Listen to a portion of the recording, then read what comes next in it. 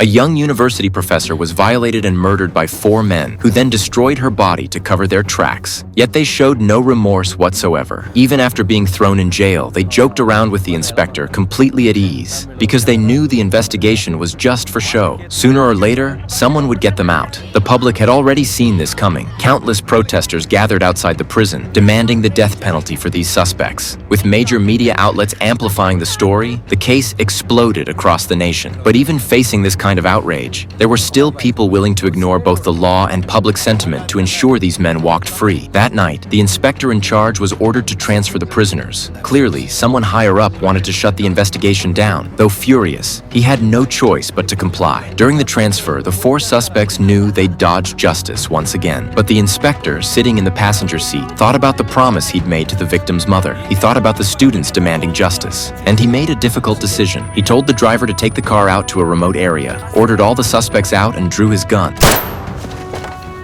Sir! Sir! Sir!